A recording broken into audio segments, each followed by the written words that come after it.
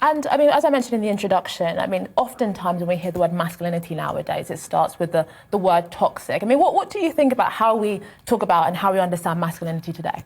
Yeah, so I suppose one of the main arguments in the book is to try and talk about the way in which masculinity also refers to the possibility of being a good man, which I think is often kind of obscured or occluded by this idea that all masculinity is negative, you know, that men need to kind of constantly feel guilty.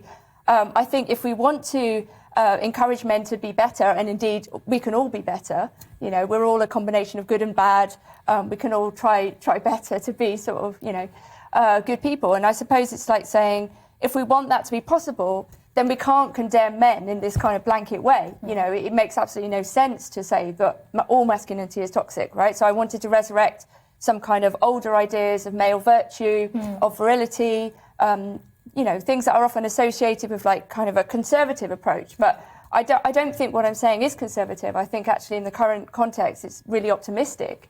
And yeah. And Charlie, what do you think about that? Do you think that we need to revive the idea of a kind of male virtue, and actually how we talk about men and think about men today isn't very good?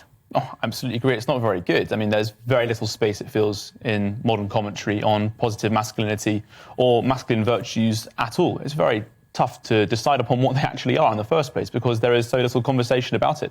When you ask someone about feminine virtues, they jump straight away to, you know, about care, concern, empathy, love. But ask about masculinity, and I think often there's a rush to violence and coldness, and there's little time dedicated to exploring how masculinity can be a good force for society, especially in kind of protection, and actually a different form of love and care, which is incredibly valuable and certainly missed.